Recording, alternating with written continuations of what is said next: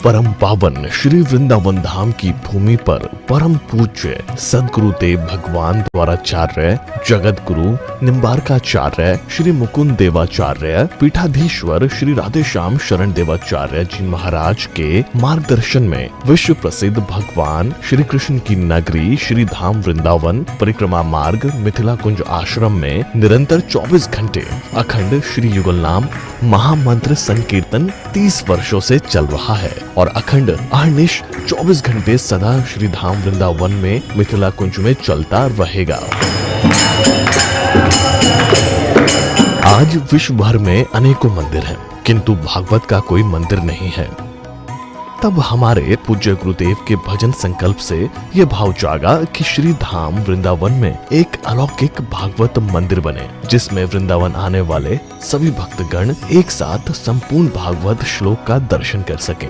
सदगुरुदेव के इस भाव को साक्षात करने के लिए विश्व में प्रथम बार श्री धाम वृंदावन मिथिला कुंज आश्रम में श्रीमद् भागवत महापुराण के 18,000 श्लोक शिलालेख लिखित भव्य दिव्य श्रीमद् भागवत महापुराण मंदिर बनने जा रहा है।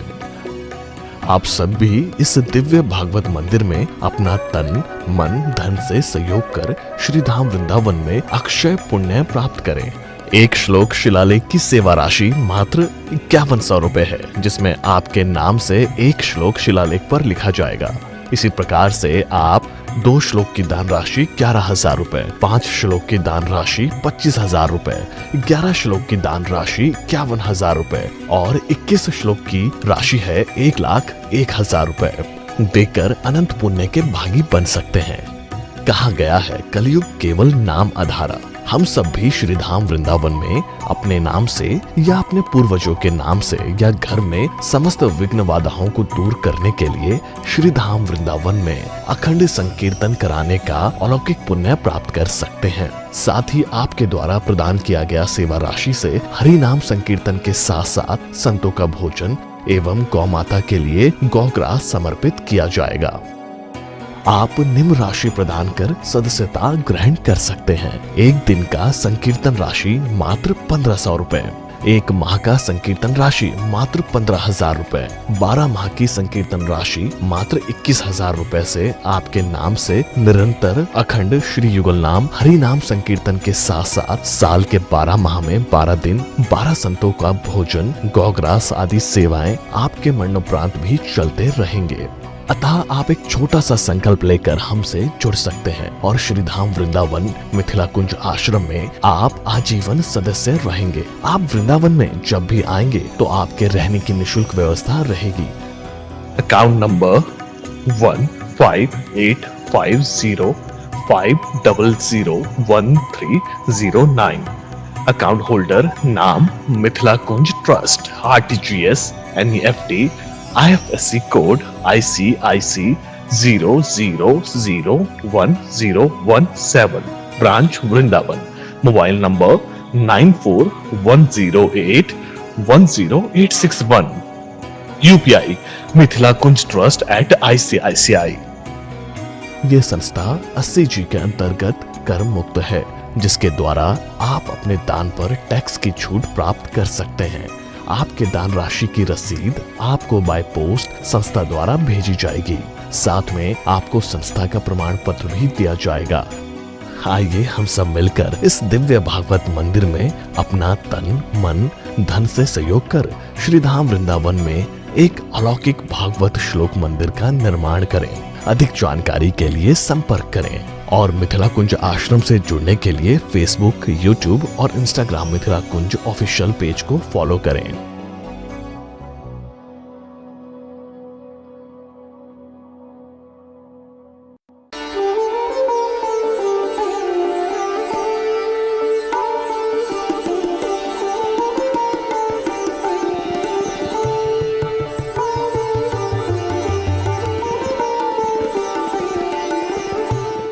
राधे राधे श्याम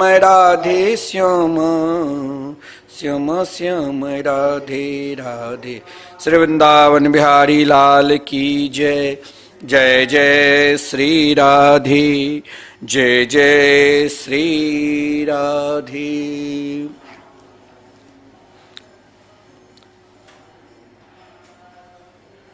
श्रीमद् भागवत महापुराण में प्रथम स्कंद में, जिसे आप कल श्रवण कर रहे थे, अधिकारी के बारे में, हमें स्वयं को अधिकारी बनना है। अधिकारी कौन सा अधिकारी? तो हमें स्वयं भगवान को प्राप्त करना है। देखिए, श्रीमद् भागवत महापुराण ही ऐसा दिव्य ग्रंथ है जो, अगर हम यहाँ ग्रंथ तो अनेक प्रकार के होते हैं, लेकिन श्रीमद् भागवत महापुराण में सभी को भगवान ने दर्शन दिया है। सभी जो भगवान के भजन के हैं वो भगवान के निकट गए। और भागवत में जो अधिकारी कथा है प्रथम स्कंद में, भागवत के उपकरण माताओं की कथा से ही प्रारंभ हुई है। और 3 माताओं की ऐसी कथा है जिन कथा के श्रवण करने से, जिनके मनन करने से अगर हमें भगवान के भजन करने में मन नहीं लगता है और भगवत भजन में दृढ़ता नहीं होती है, भगवान की कथा सुनने में मन नहीं लगता है, भगवान के भजन करने में मन नहीं लगता, मन हर पल हर क्षण व्याकुलता अवस्था में रहते हैं, तो इन 3 माताओं के चरित्र श्रवण करने के लिए, जिन माताओं के चरित्र श्रीमद् भागवत महापुराण के प्रथम स्कंद में 3 जो विलक्षण माता है, जिनकी कथा से, जिनके उपकरण की कथा से भागवत प्रारंभ हुई, तो पहला माता द्रौपदी, माता उत्तरा और माता कुंती। अब आप ध्यान देना कि माताएं कितनी विशेषता है। जिन माताओं की कृपा से भागवत का उपकरण वर्णन है, इससे ज्यादा धर्म में, धर्म को हम स्वयं को बांटते हैं कि ये स्त्री है, ये पुरुष है, लेकिन भगवान के शरणागति प्राप्त करने के लिए, भगवान के निकट जाने के लिए वहाँ धर्म बांटा नहीं। यहाँ हम अधिकार के लिए लड़ते हैं, वहाँ हमें अधिकारी अगर बनना है तो भगवान पर पूर्ण रूप से विश्वास करना होगा, उनसे संबंध जोड़ना होगा और उनमें समर्पित होना पड़ेगा। हमारे पूज्य गुरुदेव कहा करते हैं, उनके मार्ग में भी प्यार छुपा रहता है, उनके दुख में भी प्रेम छुपा रहता है, लेकिन हमें उनके निकट जाना है। अब धैर्यता, विश्वास, संबंध और समर्पित, इन 3 माताओं की कथा में आप ध्यान दिया होगा। तो सर्वप्रथम आप माता द्रौपदी के चरित्र श्रवण किए। जिन माता द्रौपदी, जिनके महाभारत के अंतिम दिन जब युद्ध समाप्त होने वाले थे, आदरणीय भीमसेन की गदा की प्रहार से, चोट से दुर्योधन जब मारा गया और अश्वत्थामा ने दुर्योधन की प्रसन्नता के लिए उनके 5 पुत्र मारने के लिए गए, कहाँ 5 पांडव के, लेकिन मार लिया किसे? तो द्रौपदी के 5 पुत्र को। परंतु माता द्रौपदी के अंदर वो धैर्य, जब 5 पुत्र मारा गया तो द्रौपदी माता विलाप की। ऐसा नहीं है विलाप नहीं किया, ऐसा नहीं है कि रुदन नहीं किया। एक हम रोने की भी एक तरीका होता है। एक हम स्वयं अपने लिए रोते हैं कि हमारा व्यापार नहीं बढ़ा, हमारा परिवार नहीं बढ़ा, हमें धन दौलत नहीं मिल रहा है। हम उन दुख के लिए ही रोते रहते हैं। और एक ऐसा भी भक्त है जो भगवान के लिए रोते हैं। जब महाभारत के युद्ध में सोते हुए उनके 5 पुत्रों को अश्वत्थामा ने सर धड़ से अलग कर दिया, तो महाराज द्रौपदी माता को बड़ा भारी दुख हुआ। इस प्रसंग में एक छोटी सी बात मैं सुनाता हूं कि श्री बल्लभाचार्य जी महाराज कहते हैं कि द्रौपदी तो भगवान के परम प्रिय भक्त है। वो भगवान के संयोग में खुश होती है और भगवान के वियोग में रोती है। श्री बल्लभाचार्य जी महाराज के कथन है। भगवान के सहयोग में जिनकी खुशी होती थी और भगवान के वियोग में रोती थी, बच्चों से तो उनका कोई प्रेम ही नहीं था। जिनके मारे जाने पर वो रोती, उसके मन में यह आया कि अश्वत्थामा ब्राह्मण है, उसने हमारे बच्चों को मार दिया है, उसकी दुर्गति होगी। इसीलिए भगवान किसी तरह उन पे कृपा करे, मेरे बच्चों पर भगवान किसी तरह कृपा करे, अपनी शरणागति में ले। जिस कारण द्रौपदी ने भगवान से प्रार्थना की, हे मेरे गोविंद, हे मेरे गोपाल, अब आप ही इनको तार सकते हैं। हे मेरे श्याम सुंदर, आप ही इनको बचा सकते हैं। तो माता द्रौपदी, देखिए आप ध्यान देना कि भागवत के उपकरण में प्रथम माता की समर्पित भाव देखिए। माता द्रौपदी भगवान से प्रार्थना की अपने पुत्र को, देखिए धैर्यता, समर्पित। मरा हुआ देखकर हम लोग बदला लेने की कामना करते हैं, लेकिन जो भगवान के परम प्रिय भक्त हो जाते हैं वो बदला लेने के लिए नहीं, वो केवल उनका भी कल्याण हो और प्रभु साथ में मेरे पुत्र का भी कल्याण हो। आप भी मेरे पुत्र के ऊपर कृपा करना। माता द्रौपदी प्रार्थना करती है, माता शिशूनां निधनम सुतानां निशम्य घोरम परितप्यमाना तदा रुदद्बाष्प कलाक्षे ताम संत्वयन्नाह किरीट माली माता शिशूणां। माता द्रौपदी भगवान से प्रार्थना की, हे प्रभु, अश्वत्थामा ने मेरे पुत्र को मारा है, उसकी दुर्गति हो जाएगी। इसलिए भगवान किसी तरह से उनके ऊपर कृपा कर दे कि मरे हुए मेरे पुत्र को भगवत कृपा भगवदाभिमुख प्राप्त हो जाए। इसीलिए द्रौपदी माता रोई थी।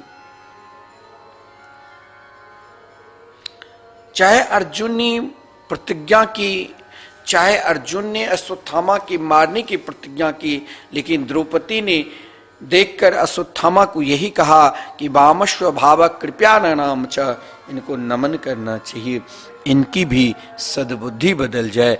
अब बदलेगा ही, क्योंकि श्री कृष्ण इनके निकट है, इनकी कृपा हो गई। श्री कृष्ण ने उनके मस्तक पर जन्म सिद्ध नाम के जो मणि था, उन मणि को लेकर उसे छोड़ दिया था, शिविर से बाहर करवा दिया था। अपराध किया, ऐसा नहीं है अगर हम अपराध करेंगे तो दंड नहीं मिलेगा, अपराध क्या तो दंड मिलेगा ही। अश्वत्थामा ने अपराध क्या, द्रौपदी ने नमन की, नहीं मारने दिया भीमसेन को, नहीं मारने दिया अर्जुन को, ये गुरुपुत्र है, परंतु भगवान ने कहा इसने निरपराध नन्हे नन्हे छोटे छोटे बच्चों को इसने हत्या की है, इसलिए दंड मिलना चाहिए। तो उनके मस्तक पर जो जन्म सिद्ध नाम के मणि थी, उन मणि को भगवान ने अलग कर दिया, तेजहीन कर दिया। सबसे बड़ा, अगर तेजहीन, आप शरीर की सुंदरता के लिए नाना प्रकार के क्रीम लगा लो, लेकिन हृदय की तेज, मस्तक की तेज को आप प्राप्त करना चाहते हो तो जीवन में हमसे कभी अपराध ना बने। किसी संत महापुरुष के हम स्वप्न अवस्था में भी निंदा न करें, किसी भगवान के भक्त को हम स्वप्न अवस्था में भी निंदा न करें। महापुरुषों के वचन पर, भागवत के वचन पर हम पूर्ण रूप से विश्वास रखें। अगर हमें श्रद्धा भी नहीं है तो भी हमें निंदा नहीं करना चाहिए। महापुरुषों को, संतों को, हम अपने जीवन को भगवान में लगा दिए हैं तो फिर हमें किसी को निंदा करने की जरूरत क्या, हम भगवान के हैं और भगवान हमारे हैं। यही बात जो भागवत के उपकरण में दूसरी माता कुंती की जो कथा है वो यही दर्शाता है कि माता कुंती ने, आप सुना कि माता कुंती ने या माता कुंती से पूर्व माता उत्तरा ने भगवान को अपने लिए कुछ नहीं मांगा। माता उत्तरा हो या चाहे माता कुंती, माता उत्तरा, देखिए इस विषम परिस्थिति में जीवन में अगर किसी भी प्रकार के शारीरिक कष्ट भी हो तो स्वयं को विचलित मत हो जाओ। जीवन में यदि किसी प्रकार के दुख भी आवे तो उस दुख के समय आप किसी की सहारा न लो। मैं दावा के साथ कहता हूं, दुख में अगर आप किसी के सहारा लोगे तो हो सकता है वो दुख के निवारण न हो, लेकिन उसी समय अगर दुख में यदि आप भगवान के सहारा लोगे, आप कष्ट में भगवान के सहारा लोगे, तो मेरे गोविंद, मेरे गोपाल इतने दयालु है, कृपालु है, जो आपकी रक्षा करेंगे। चाहे कोई बहुत बड़ी शक्तिशाली है, लेकिन आपकी दृष्टि में वो बहुत बड़ी शक्तिशाली है, उनके पास बहुत शक्ति है, बहुत ऐश्वर्य है, बहुत बल है। माता उत्तरा के गर्भ पर जब अश्वत्थामा ने ब्रह्मास्त्र को प्रयोग किया तो उस समय वहां पृथ्वी की सर्वश्रेष्ठ धर्म के ज्ञाता धर्मराज, पृथ्वी के सर्वश्रेष्ठ गदा युद्ध के ज्ञाता भीमसेन, पृथ्वी के सर्वश्रेष्ठ धनुर्धारी अर्जुन, नकुल, सहदेव सब उपस्थित थे। लेकिन देखो सहारा कहां लेना चाहिए। जीवन में यदि शरीर का कष्ट मिले, जीवन में किसी भी प्रकार की विपरीत परिस्थिति आ जाए तो सहारा जरूर लेना चाहिए, लेकिन सहारा वहां लो जहां उनका निवारण मिले, जहां उनकी औषधि मिले। जिन औषधि को प्राप्त कर, जिन दवा को खाकर केवल उनका ही निवारण नहीं होगा, आपका स्वयं को निवारण हो जाएगा। फिर आपको दुनिया नहीं दिखाई देंगी, फिर आपको जित देखो तित श्याममयी की स्थिति हो जाएगी। भवो सदा क्षुत्र मनोभिरामात्, फिर आपको वही प्रिया प्रीतम श्री ठाकुर श्री राधा मोहन बिहारी के दिव्य दर्शन होंगे, श्री वृंदावन बिहारी श्री वांके बिहारी के दिव्य दर्शन होंगे। लेकिन इसके लिए हमें भी उनके नाम का सहारा लेना पड़ेगा, हमें भी उनके चरणारविंद का सहारा लेना पड़ेगा। आप दान करते हैं, आप बहुत बड़े पुण्यात्मा हैं। हम आपसे नित्य प्रार्थना करते, निवेदन करते हैं कि श्रीधाम वृंदावन में भव्य, जो विश्व में प्रथम बार भारतवर्ष में श्रीधाम वृंदावन में जो श्रीमद् भागवत महापुराण के आप ना जाने अनेकों का अनेक जगह भागवत कथा श्रवण कर चुके हैं, अनेकों जगह आप भागवत के दर्शन कर चुके हैं, स्वयं अपने घर में विराजमान। लेकिन प्रथा है कि 7 दिन जब हम नियम पूर्वक कथा श्रवण करते हैं और 7 दिन का हम पाठ रखते हैं, सप्ताह पाठ, तब हम संपूर्ण भागवत के दर्शन करते हैं। किसी कारणवशात आप जब पारायण सुनते हैं तो निंदा आ जाती है। इच्छा होती है कि संपूर्ण श्लोक को, जहां संपूर्ण श्लोक एक साथ भगवान के आभूषण है, भगवान के स्वयं प्रतिमूर्ति है, श्रीमद् भागवत महापुराण और भागवत के श्लोक भगवान के एक एक अंग के आभूषण हैं। क्योंकि आप महात्म्य ही सुना हुआ, भक्ति देवी जब अपने दोनों पुत्र ज्ञान और वैराग्य को लेकर उपस्थित हुए भागवत पंडाल में, तो समस्त ऋषि मुनि जितने भी वहां उपस्थित गण श्रोतागण थे, सब उन अलौकिक भक्ति देवी के संकीर्तन को देखकर मोहित हो गया था। तो शनकादिक ने बोले थे कि ये स्वयं भागवत के आभूषण पहनकर आए, क्योंकि भागवत का आभूषण भागवत के श्लोक गान करती हुई उपस्थित हुई थी। और आप श्रीधाम वृंदावन में अटल बन, जहां भगवान ने दृढ़ता के उपदेश गोपियों के लिए, विश्वास के प्रतीक ये जगह है। यहाँ आप जो भी कुछ करोगे वो आप विश्वास के साथ करते हो तो जरूर कन्हैया की कृपा होगी, जरूर मेरे गोविंद कृपा करेंगे। और आप श्रीधाम वृंदावन में ऐसा दिव्य भव्य मंदिर बनने जा रहे हैं जिसमें एक ही जगह पर 18,000 श्लोक आप शिलालेख पर दर्शन करेंगे। आप एक श्लोक यदि समर्पित करते हैं तो हम लोग साधु संत ठहरे। आप यदि दान देते हो तो उसका दुरुपयोग नहीं होगा। क्या यहाँ कोई किसी के लड़के बच्चे परिवार की नहीं है जो फैक्ट्री चलाए आपके दान के द्वारा, या आपके दान की वो कहीं गलत जगह प्रयोग करे? आपके द्वारा प्रदत्त दान, यहाँ भागवत मंदिर जो दिव्य बनने जा रहे हैं, आप एक श्लोक दान करोगे तो सार्थक। और आप नित्य जहां लगातार 30 वर्षों से संकीर्तन, हरे राम संकीर्तन, युगल नाम महामंत्र निरंतर 24 घंटे चल रहे हैं, अगर आप यदि एक दिन का कीर्तन, बहुत लोग तो महाराज अपने लिए, देखिए यही अपना, हमारे पूज्य गुरुदेव कहते अपना काम करो। बहुत लोग कहते अपना काम क्या? अपना काम घर बनाना, मकान बनाना, खूब प्रतिष्ठा प्राप्त करना, खूब धन का अर्जन नहीं। अपना काम है भगवत नाम। अपना काम यदि आपने 21,000 देकर, भाई 21,000 है क्या, समर्पित करते हैं तो आपके नाम से देखिए निरंतर आप भजन करे नहीं करे, लेकिन ये आप अपने हृदय में विश्वास रखना, मैं तो नाम भगवान के शरणागति स्वीकार कर चुके हैं कि श्रीधाम वृंदावन में हम अपने घर में अगर एक दिन अष्टयाम कीर्तन 24 घंटे रखते हैं तो 15-20 हजार खर्चा हो जाएंगे, सारा व्यवस्था करनी पड़ेगी, सारी व्यवस्था। लेकिन यहाँ आपके नाम से निरंतर 24 घंटा अहर्निशम साल के 12 दिन संकीर्तन चलेगा।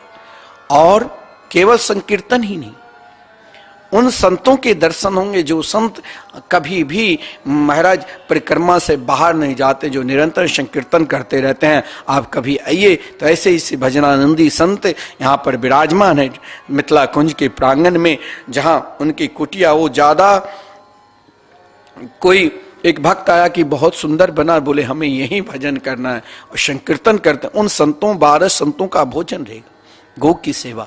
और जब आप कभी आएंगे वृंदावन तो आपके लिए ठहरने की, क्योंकि कभी कभी भीड़ होती है तो व्यवस्था नहीं हो पाती है, आप ये कभी भी आएंगे तो ये आश्रम आपका है, आप वहाँ आपकी रहने की व्यवस्था अत्यंत रहेगी। 21,000 में आप कहीं घूमने जाओ तो कैसे खर्चा हो जाएगा पता नहीं, लेकिन भगवान के लिए अगर आप समर्पित करते हैं तो महाराज आपके मरणोपरांत भी ये सदा संकीर्तन चलते रहेंगे। एक व्यक्ति ने हमारे गुरुदेव से कहा कि इस कोरोना काल में बहुत लोग कहते हैं अपने पितरों के कल्याण के लिए भागवत कथा कराओ, लेकिन भागवत में तो बहुत व्यय करना पड़ता है, मैं क्या करूं। गुरुदेव ने कहा आपके एक पितर को, उनके 21 पितरों को कल्याण करने, अपने पूर्वजों के कल्याण के लिए श्रीधाम वृंदावन में आप उनके नाम से निमित्त साल के 12 दिन संकीर्तन करो। महाराज उसने 21,000 तुरंत समर्पित कर उनके नाम से निरंतर संकीर्तन चला। ऐसे ऐसे भक्त जो 1 माह की, अरे आप 1 दिन का भी श्रीधाम वृंदावन में संकीर्तन कराते हैं तो आपके साल भर भगवान नाम में आप डूबो रहोगे। नाम क्या है? माता उत्तरा देखो, वहां पांडवों जैसे समर्थशाली, फिर भी माता उत्तरा ने भगवान नाम पर पूर्ण रूप से विश्वास किया, समर्पित होकर भगवान से पुकारे। जीवन में समर्पित होना है तो भगवान नाम में समर्पित हो जाओ। जीवन में यदि करना है तो भगवान नाम से करो। जीवन को सदा खुशहाल रखना है तो स्वयं भगवान नाम से करो। यदि आप नाना प्रकार के दुख में भी आप मुस्कुराते रहोगे, ये कोई औषधि है तो एकमात्र है नाम संकीर्तन। भगवान नाम में निष्ठा रखो। हर दुख, हर विपत्ति में मुस्कुराहट दे। जीवन में ऐसा कोई औषधि नहीं है, ऐसा कोई दवा नहीं है जो दुख में आपको मुस्कुराहट दे दे, लेकिन भगवान नाम में ही हो सकती है जो दुख में भी आपको मुस्कुराहट प्रदान कर देंगे। एक तरह आप इससे अधिक दुख क्या होगा। अश्वत्थामा को शिविर से बाहर कर दिया, वही अश्वत्थामा ने अपने ब्रह्मास्त्र का प्रयोग किया। कहां? तो उत्तरा के गर्भ को नष्ट करने के लिए। अब इससे अधिक महाराज ब्रह्मास्त्र की ज्वाला से स्वयं जल रही थी। और इन विषम परिस्थिति में अगर आप उनके हृदय में भगवान नाम की सहारा से, उनका दुख उनके ऊपर अनुभव ही नहीं हुआ, लेकिन एक मातृशक्ति, माताओं की भाव ही ऐसी होती है जो कहीं महाराज हम दुख सहन कर ले लेकिन मेरी संतान को दुख ना हो। हर माता यही चाहती है कि मेरे पुत्र को, मेरी पुत्री को किसी भी प्रकार की दुख ना हो। महाराज गर्भ से ही बहुत संभाल कर पालन करती है। माता उत्तरा ने सोचा मैंने अपने पति का वियोग तो सहन कर लिया, महाभारत के युद्ध में अभिमन्यु मारा गया, लेकिन ये ब्रह्मास्त्र के ज्वाला कहीं मेरे गर्भस्थ शिशु की, जो गर्भ में पल रहे मेरे शिशु, उनको नष्ट ना कर दे। जिस कारण देखिए माता उत्तरा ने उन शक्तियों को त्याग दिया। जहां बल की शक्ति थी, जहां धर्म की शक्ति थी, जहां बल की शक्ति थी, जहां प्रभुता की शक्ति थी, जहां सुंदरता की शक्ति थी, जहां धन की शक्ति थी। कभी कभी ये होता है जब वो दुख विपत्ति आती है, बड़े बड़े धनवान जेल में हवा खा रहा है, क्या वो धन से बच सकता है? शरीर बहुत स्वस्थ है, बहुत सुंदरता है, फिर भी शरीर विकार युक्त हो जाते, चलते फिरते मर जाते, क्योंकि हर जगह विकार है। एक ही भगवान नाम में हर स्थिति में, हर परिस्थिति में अगर आप भगवान नाम की सहारा लेते हो तो कोई विकार नहीं है। हमारे पूज्य गुरुदेव कहते हैं कि केवल जीवन में अगर मुस्कुराहट लाना है तो भगवान नाम की सहारा लो। माता उत्तरा ने सोचा श्री कृष्ण तो अब प्रस्थान कर रहे हैं द्वारका की ओर, लेकिन मैं जाऊं तो जाऊं किसके शरण में? वो तो शरणागति के रक्षक हैं।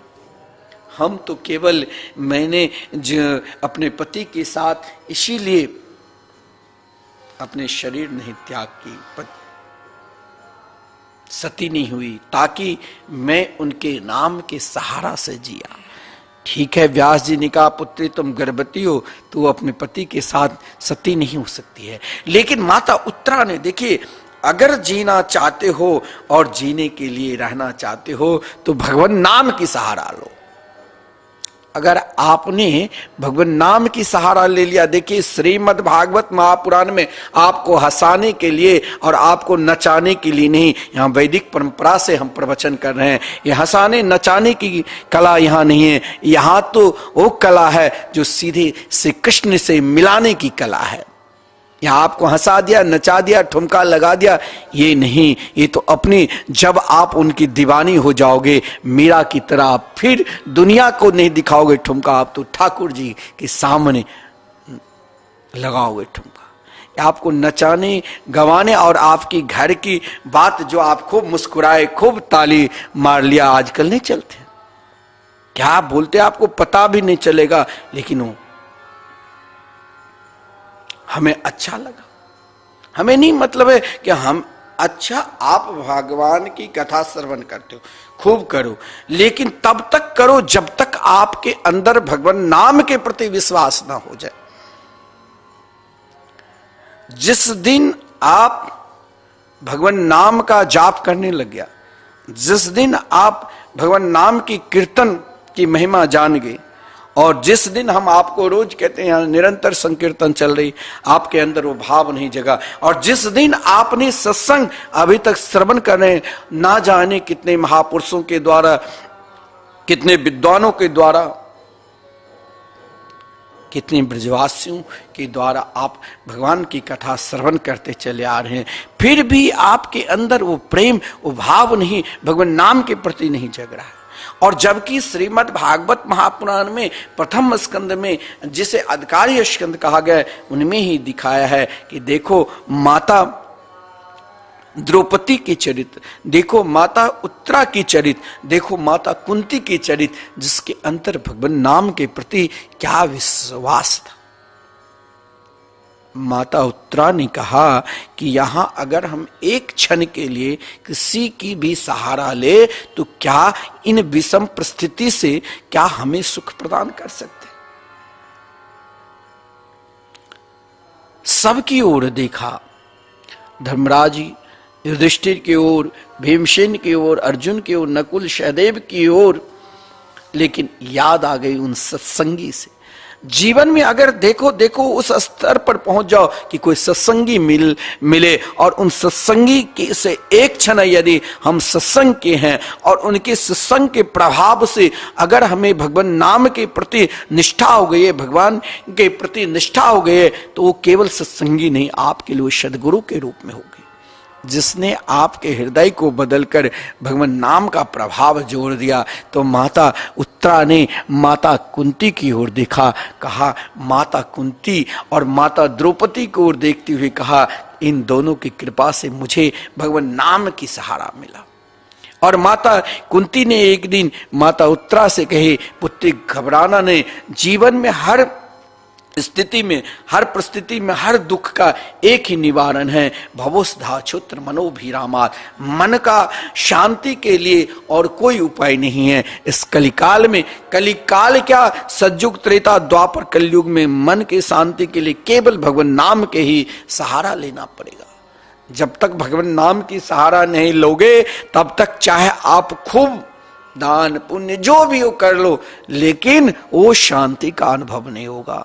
शांति चाहते हो, सुख चाहते हो तो एकमात्र भगवान नाम के ही सहारा लेना पड़ेगा। माता उत्तरा ने भगवान नाम की सहारा ली और भगवान नाम की सहारा लेते हुए माता उत्तरा ने प्रार्थना किया, कृष्ण, हे मेरे कृष्ण, हे मेरे गोविंद, हे मेरे गोपाल, आप ही हमें रक्षा कर सकते हैं। आप भक्तों के समस्त भय को दूर करने वाले हैं। एक समर्पित दिखाया, हे मेरे गोविंद, पाहि पाहि महायोगिन देव देव जगत्पते नान्यं तद् भयं पश्ये यत्र मृत्यु परस्परम। जीवन में एक बार नहीं, जीवन में 2 बार नहीं, जीवन में तब तक भगवान के मंदिर जाते रहो, तब तक सत्कर्म दान पुण्य करते रहो, तब तक महाराज सत्संग में जाते रहो, जब तक भगवान ना मिल जाए, जब तक भगवान नाम के प्रति निष्ठा न हो जाए। माता कुंती, माता उत्तरा ने यही कहा, हे समस्त प्राणी के अंतरात्मा में निवास करने वाले, हे जगत गुरु, हे जगतपति, आप हमारी रक्षा करो।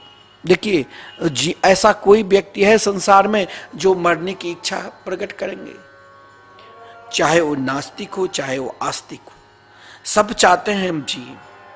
नास्तिक चाहेंगे कि हम खूब अधिक जीकर मौज मस्ती से रहे, लेकिन कोई नाम जापक महापुरुष के निकट जाओगे वो भी चाहते हैं हम अधिक से अधिक जिए। क्यों भाई? वो क्यों चाहते हैं? उसे तो शरीर से कोई मोह भी नहीं है, तो फिर वो क्यों चाहते हैं जीने के लिए? वो इसीलिए चाहते हैं। महाराज हमारे पूज्य गुरुदेव कहा करते हैं कि मिथिला की एक श्रेष्ठ संत हुए।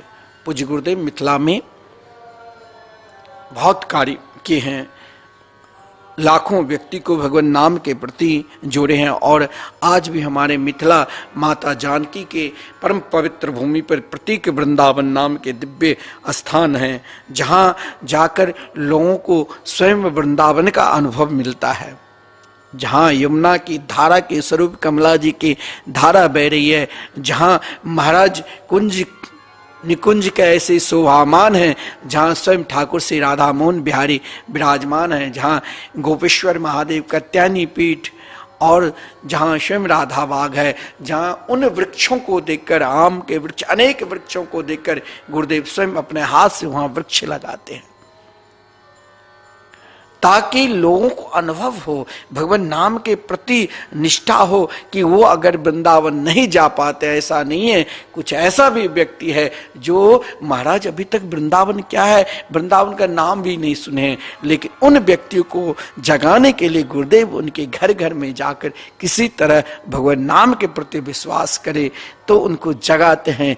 आप भी वृंदावन की शोभा को देखने के लिए प्रत्येक वृंदावन में आप प्रवेश करो, और जब प्रत्येक वृंदावन में वो कुछ दिन रहते हैं, वहां आते हैं, ठाकुर जी के दर्शन करते हैं, तब उनकी निष्ठा वृंदावन के प्रति अपने आप जग जाता है। तो यहां पर माता उत्तरा ने निष्ठा के ऊपर दिखाया।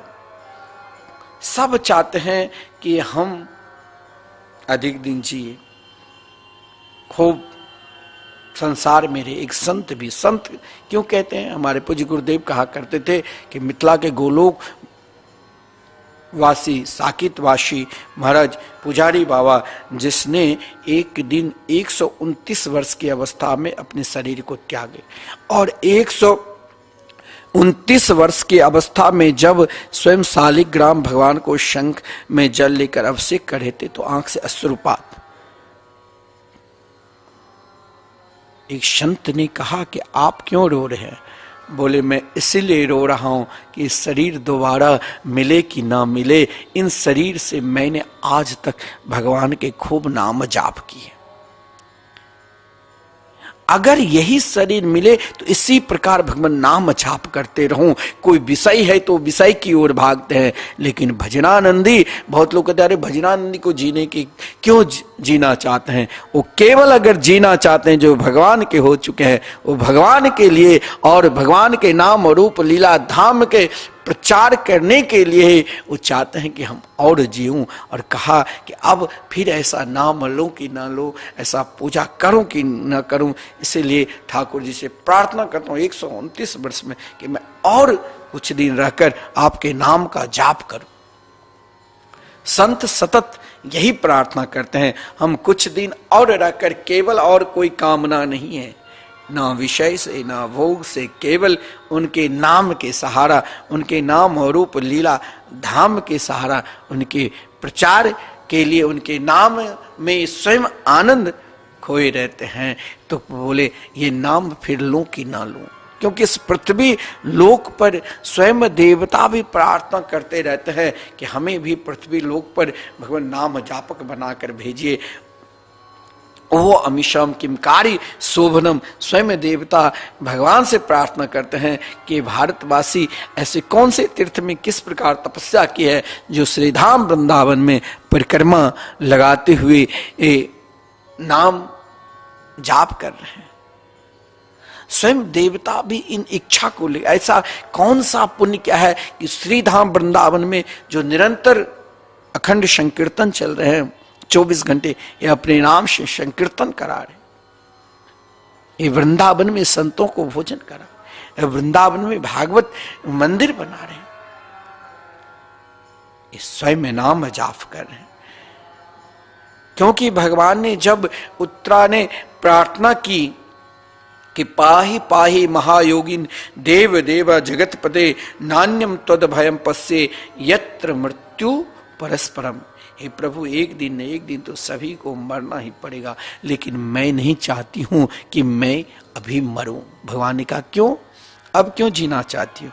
बोले कि हे प्रभु ये नाम अब दोबारा नहीं मिलेंगे। और देखिए एक विश्वास, आज क्या कारण है, कारण कहीं ना कहीं तो छुपा है। शास्त्र में कहा गया है दूशीलो मातृ दोषेना पितृ दोषेना मूर्खता कार्य पुण्यम वंश दोषेना आत्मदोषा दरिद्रता। आज कारण क्या छुपा है, जिन संतान को माता ने उनको पृथ्वी पर आने से पहले अपने गर्भ में पाला संभाला, जिन बच्चे को स्वयं नहीं भोजन करके बच्चे को स्वयं दुग्ध पान कराया, पढ़ाया लिखाया, बड़ेपन का उपाधि प्राप्त करवा दी, वही बच्चे अपनी माता को आज कहां भेज रहे हैं जानते हो? ऐसा नहीं है, बहुत लोग कहते हैं अरे ना समझ है, बड़े बड़े समझदार, खूब धन की कमी नहीं है, लेकिन उनको अपनी माता और पिता की ओर ध्यान नहीं है। माताओं को वृद्धाश्रम में छोड़ आते हैं, ना जाने भारतवर्ष में कितने वृद्धाश्रम बन गए, वहां कोई माता रो रही है तो कोई मुस्कुरा रही है, देखिए फिर भी वहां भी वो भजन नहीं करेगी, वहां भी वो लड़ती है। क्योंकि उनकी आदत भजन में अगर लग जाए तो हर स्थिति में मुस्कुराती रहेगी। उनके लड़के बच्चे उनको वृद्धाश्रम में छोड़ आते हैं, वो माता रोती है कि मैं जिन बच्चे को मैंने पाला लालन किया आज मुझे अपने से दूर कर दिया, जिसे मैंने अपने हृदय से लगाकर अपने आंचल से छुपाकर दुग्ध पान किया, आज उसने मुझे घर से बेघर कर दिया। अरे धन देकर आते हैं कि भाई आप मेरी माता मेरे पिता को आप रख लीजिए वृद्धाश्रम में। अरे वो भी तो किसी का बालक है ना, जो जिसको तिरस्कार कर दिए उसे वो अपनाते हैं, नहीं नहीं ये मेरे माता पिता है। ये क्यों, किस लिए? इसमें दोष कहीं ना कहीं आपका भी है। जब आप उन बच्चों को गर्भ में पालन कर रहे थे तो उन बच्चों को आपने वो संस्कार नहीं दिया। कौन सा संस्कार? क्या माता सुभद्रा की चरित्र आप नहीं जानते हो? माता सुभद्रा ने अपने पुत्र को वो संस्कार दिया जो अभिमन्यु जैसे पुत्र हुए। कहां मिला था संस्कार? गर्भ में। क्या माता कयाधु के आप चरित्र नहीं जानते हैं? जिन माता कयाधु ने देवर्षि नारद जी के कुटिया पे रहकर सत्संग किया और गर्भ में ही अपने पुत्र को, देखिए लोग कहते भाई घर में बहुत कला है कैसे भजन करूं, घर में अशांति है कैसे भजन करूं, ये एक आपका बहाना है। घर में सब नास्तिक स्वभाव के कैसे भजन करूं, ये भी आपका बहाना है। क्या प्रहलाद जी के चरित्र आप नहीं जानते हैं? जो हिरण्यकश्यपु जैसे दुर्दांत, जहां भगवान के नाम और रूप लीला धाम का कहीं कुछ प्रवेश नहीं, वहां एक प्रहलाद ने आज माता की कृपा से ही गर्भ में ही महाराज संपूर्ण भगवत धाम नाम की महिमा को श्रवण कर लिया, भगवान के रूप की महिमा को श्रवण कर लिया, भगवान की लीला की महिमा को श्रवण किया। क्या आप नहीं जानते हैं? ऐसा कौन है भारतवर्ष में हिंदू संस्कृति को जानने वाले, सनातन धर्म को जानने वाले, जो प्रहलाद जी के चरित्र नहीं जानते होंगे, जो माता सुभद्रा के चरित्र नहीं जानते होंगे? इससे हमें भी सुनना चाहिए। कारण क्या है? जो लड़के बच्चे हमें वृद्धाश्रम में छोड़ कर आते हैं, यहां गलती कहीं ना कहीं मेरी भी है। हमने अपनी गलती को छुपा कर रखे, हमने कभी भगवान नाम के प्रति विश्वास नहीं किया, हमने कभी संतों की वाणी पर विश्वास नहीं किया। हम भी अपने बच्चों को आज प्रहलाद बना सकते हैं, हम भी अपने बच्चों को आज अभिमन्यु बना सकते हैं, रामकृष्ण, श्री रामकृष्ण विवेकानंद बना सकते हैं। इसके लिए कहीं ना कहीं दोष मेरे हैं, क्योंकि दोषिलो मातृ दोषे न पितृ दोषे न मूर्खता। हम जब गर्भस्थ शिशु रहते हैं तो हम सोचते हैं कि अरे कहीं घूमने चले जाओ, बढ़िया बढ़िया करे। आप श्रीमद् भागवत महापुराण में वर्णन है, जैसे आप विचार वैसे ही स्वभाव, जैसे भोजन वैसे। अगर कोई प्याज को खाता है तो दुर्गंध तो निकलेगी ही। हमारे पड़ोस में कभी कभी प्याज की ऐसा छोंक मारता है, पूरे आश्रम में ऐसा दुर्गंध आ जाती है, जो हम लोग जाते प्रार्थना करने के लिए, लेकिन वो मानने वाले कौन है? जैसे सुगंध, मानो आप ठाकुर जी के सामने इत्र लगाते हो तो इत्र का सुगंध फैले जाते हैं, और सामने कोई महाराज प्याज जलाता है तो प्याज की दुर्गंध फैल जाएगी। ये दुर्गंध और सुगंध जलता है, वो भी जलता, अगरबत्ती भी ये जलता, प्याज भी। लेकिन अगरबत्ती की सुगंध चारों तरफ और प्याज की दुर्गंध चारों तरफ। तो जैसा बीज बोओगे वैसे ही फल मिलेगा ना। हम जब गर्भ में शिशु रहते हैं तो हम महाराज गर्भी भोजन, हम दूसरे के अनिष्ट सोचते हैं, हम दूसरों के गलत ही सोचते हैं। हमने उस समय अपने सास ससुर बड़े बुजुर्गों को आदर नहीं करते हैं। तो गर्भस्थ शिशु ने देखा कि जब तुम अपने माता पिता को आदर नहीं किया तो तुम्हारे माता पिता तो यहाँ ठहरे हैं, लेकिन हम जब बड़े हो जाएंगे तुम्हें यहाँ ठहरने भी नहीं देंगे, तुम्हारे लिए एक अलग से आश्रम। आज तुमने अपने गर्भ रूपी आश्रम में आश्रय हमें दिया, मैं तुम्हें बाहर का आश्रय दे दूंगा, मैं तुम्हें वृद्धाश्रम में भेजूंगा। जिस अवस्था में तुम्हें सेवा की जरूरत होगी उन अवस्था में हम त्याग कर देंगे। हमें भी माता उत्तरा बनना है और हमें माता उत्तरा की तरह ही विश्वास रखना है। जब भगवान श्री कृष्ण ने माता उत्तरा से कही, हे उत्तरा, तुम क्यों अब प्रार्थना कर रही हो? तुम तो महाभारत के युद्ध में युवक पति चले गए, अब क्यों जीना चाहती हो? ये ब्रह्मास्त्र अगर तुम्हें जलाकर राख भी कर दे तो क्या बिगाड़ लेगी तुम्हें? माता उत्तरा ने क्या कहा? जीना है तो सत्संग के लिए जियो, जीना है तो भगवान नाम के लिए जियो, जीना है तो परोपकार के लिए जियो, जीना है तो सेवा के लिए जियो। माता उत्तरा ने यही कहा, हे प्रभु, अगर हम जी रहे हैं तो केवल आपके नाम की महिमा को बढ़ाने के लिए। भगवान ने कहा क्यों? बोले भगवान, मैंने निरंतर अनिशम समस्त दुख को तो मैं झेल सकती हूं, लेकिन हमारे हृदय से एक पल भी आपके नाम से अगर एक पल भी दूर हो जाऊं तो उन दुख से मैं एक पल के लिए नहीं जी सकती हूं। और मुझे विश्वास है वही भगवान नाम के प्रभाव, वही भगवान नाम की शक्ति आज इन गर्भस्थ शिशु पर पड़ा हुआ है। आज भी आप अगर गर्भवती है तो फिर आजकल महाराज यहां तक अधर्म चलने लग गया कि गर्भ परीक्षण कर, लड़का है कि लड़की है। अगर बहुत लोग कहते हैं अरे लड़की 2-4 हो गए अब क्या करेंगे, महाराज गर्भस्थ शिशु को ही नष्ट कर देते हैं। लेकिन आप यदि भगवान नाम के प्रति विश्वास रहेगा, सत्संग के प्रति विश्वास रहेगा तो आप उसे नष्ट नहीं करोगे, आप बचाने के लिए प्रार्थना करोगे। हो सकता है यही कोई महापुरुष, चाहे लड़का हो के चाहे लड़की हो सकता है कोई महापुरुष बनकर भारतवर्ष में आए और समाज को, देश को उन दिशा की ओर ले जाए जो देश और समाज खुशहाली की ओर रहेंगे। माता उत्तरा ने यही कहा कि हे मेरे गोविंद, मुझे विश्वास है, मैंने निष्ठापूर्वक मेरे हृदय में आपके प्रति समर्पित भाव पूर्वक मैंने आपका नाम पर विश्वास किया, जिस कारण प्रभु मेरे गर्भ में जो शिशु पल रहे हैं वो कोई साधारण शिशु नहीं होगा, वो आपके परम प्रिय भक्त होंगे, वो आपके नाम रूप लीला धाम के ही प्रचार के लिए इस पृथ्वी पे आ रहे हैं और मेरे गर्भ को सौभाग्य प्रदान करने के लिए। महाराज, इस समय मेरे गर्भ एक मंदिर है और इस मंदिर में आप की ही प्रतिज्ञा है कि हम भक्त पराधीन हो, हम अपने भक्त के पराधीन होते हैं और आपकी ही प्रतिज्ञा है कि हम भक्त के हृदय हैं और भक्त मेरे हृदय हैं। साधवो हृदयम मह्यम साधु नाम हृदयम तुम,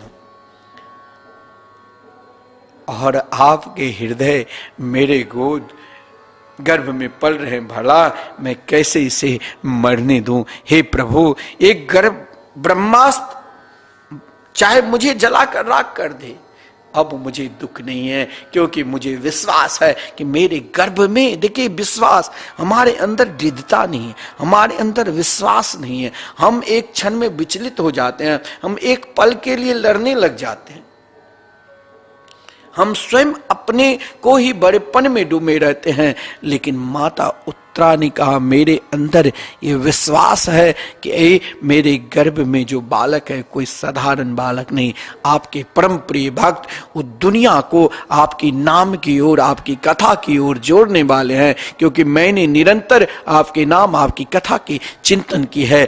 मैंने उसे वो अमृत पान करा दिया है, मैंने जो अमृत पान करा दिया है वो मैं ही सुना हूं। उन अमृत पान करने के बाद वो मरते नहीं, तब कथा मृतम तप्त जीवनम। मैंने आपकी कथा को निरंतर इन गर्भस्थ शिशु को श्रवण किया, क्या ये मर सकते हैं? हे गोविंद, आप मेरे गर्भस्थ शिशु की रक्षा की। भगवान ने कहा, ऐसी माता जिसने अपने लिए नहीं, अपनी शिशु के रक्षा के लिए, वो भी मेरे परम प्रिय भक्त की रक्षा के लिए इतना विश्वास है। हमारे अंदर विश्वास की कमी है जो हम विचलित हो जाते हैं। हम 2-4 दिन खूब पूजा पाठ कर लेते हैं, खूब दान दक्षिणा, फिर हम सोचते हैं हमने तो ये सब कर के चुके हैं। लेकिन माता उत्तरा ने हर स्थिति में, हर परिस्थिति में कभी भी भगवान नाम को नहीं त्यागे। हम तो महाराज कहीं किसी पार्टी में कुछ काम हो जाता है, शरीर अस्वस्थ हो जाते हैं, तो हम भगवान नाम को छोड़ देते हैं, पूजा पाठ छोड़ देते, चलो कल कर लेंगे। लेकिन माता उत्तरा ने निरंतर इन स्थिति में भी, इस दुख, इससे अधिक क्या दुख होगा, इन परिस्थिति में भी श्री कृष्ण नाम को नहीं छोड़े। और जब श्री कृष्ण के नाम को नहीं त्यागे तो श्री कृष्ण ने दर्शन दिया कि ऐसी माता के तो महाराज केवल रक्षा ही नहीं, इनके पुत्र बनने की सौभाग्य प्राप्त करूं। तो भगवान श्री कृष्ण देखिए अपने माता पिता को आभास कराए, माता देवकी को। लेकिन आज भगवान ने कहा, एक ऐसी माता है जो अपने गर्भ की नष्ट करते हैं, और एक ऐसी माता है जिसने अपने गर्भस्थ शिशु के रक्षा के लिए प्रार्थना कर रही है। ऐसी माता के तो पुत्र बनने का सौभाग्य प्राप्त करे। भगवान स्वयं एक पल के लिए माता उत्तरा से कहा, पुत्री आप कुछ क्षण के लिए मातृ भाव लाओ और अंगुष्ठ मात्र ममलम। भगवान अंगूठी की तरह बनकर उत्तरा के गर्भ में प्रवेश किए और गर्भ में प्रवेश कर उन ब्रह्मास्त्र को शांत किया, और साथ में भगवान परीक्षित के छोटे भाई के रूप में रहे। और जब भाई का कर्तव्य है, जब छोटे भाई के ऊपर कष्ट आवे तो बड़े भाई की रक्षा करना चाहिए।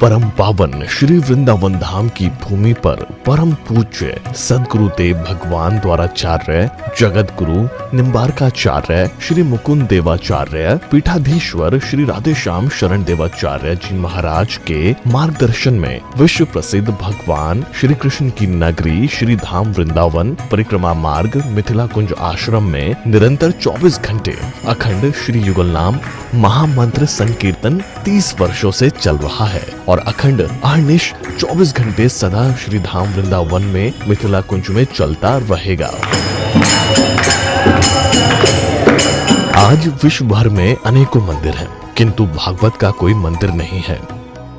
तब हमारे पूज्य गुरुदेव के भजन संकल्प से यह भाव जागा कि श्री धाम वृंदावन में एक अलौकिक भागवत मंदिर बने, जिसमें वृंदावन आने वाले सभी भक्तगण एक साथ संपूर्ण भागवत श्लोक का दर्शन कर सकें। सदगुरुदेव के इस भाव को साक्षात करने के लिए विश्व में प्रथम बार श्री धाम वृंदावन मिथिला कुंज आश्रम में श्रीमद् भागवत महापुराण के 18,000 श्लोक शिलालेख लिखित भव्य दिव्य श्रीमद् भागवत महापुराण मंदिर बनने जा रहा है। आप सब भी इस दिव्य भागवत मंदिर में अपना तन मन धन से सहयोग कर श्री धाम वृंदावन में अक्षय पुण्य प्राप्त करें। एक श्लोक शिलालेख की सेवा राशि मात्र 5100 रुपए है, जिसमें आपके नाम से एक श्लोक शिलालेख पर लिखा जाएगा। इसी प्रकार से आप 2 श्लोक की दान राशि 11,000 रुपए, 5 श्लोक की दान राशि 25,000 रुपए, 11 श्लोक की दान राशि 51,000 रुपए और 21 श्लोक की राशि है 1,01,000 रुपए देकर अनंत पुण्य के भागी बन सकते हैं। कहा गया है कलयुग केवल नाम आधारा। हम सब भी श्री धाम वृंदावन में अपने नाम से या अपने पूर्वजों के नाम से या घर में समस्त विघ्न बाधाओं को दूर करने के लिए श्री धाम वृंदावन में अखंड संकीर्तन कराने का अलौकिक पुण्य प्राप्त कर सकते हैं। साथ ही आपके द्वारा प्रदान किया गया सेवा राशि से हरि नाम संकीर्तन के साथ साथ संतों का भोजन एवं गौ माता के लिए गौग्रास समर्पित किया जाएगा। आप निम्न राशि प्रदान कर सदस्यता ग्रहण कर सकते हैं। एक दिन का संकीर्तन राशि मात्र 1500 रुपए, एक माह का संकीर्तन राशि मात्र 15,000 रुपए, 12 माह की संकीर्तन राशि मात्र 21,000 रुपए से आपके नाम से निरंतर अखंड श्री युगल नाम हरि नाम संकीर्तन के साथ साथ साल के 12 माह में 12 दिन 12 संतों का भोजन गौग्रास आदि सेवाएं आपके मरणोपरांत भी चलते रहेंगे।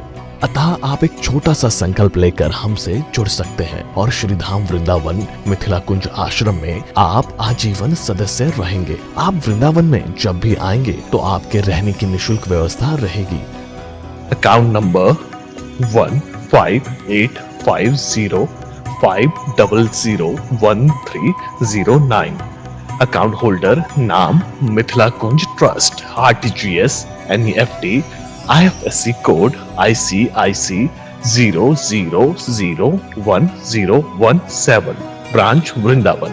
Mobile number 9410810861। UPI Mithila Kunj trust @ICICI। ये संस्था 80G के अंतर्गत कर मुक्त है, जिसके द्वारा आप अपने दान पर टैक्स की छूट प्राप्त कर सकते हैं। आपके दान राशि की रसीद आपको बाय पोस्ट संस्था द्वारा भेजी जाएगी। साथ में आपको संस्था का प्रमाण पत्र भी दिया जाएगा। आइए हम सब मिलकर इस दिव्य भागवत मंदिर में अपना तन मन धन से सहयोग कर श्री धाम वृंदावन में एक अलौकिक भागवत श्लोक मंदिर का निर्माण करें। अधिक जानकारी के लिए संपर्क करें और मिथिला कुंज आश्रम से जुड़ने के लिए फेसबुक, यूट्यूब और इंस्टाग्राम मिथिला कुंज ऑफिशियल पेज को फॉलो करें।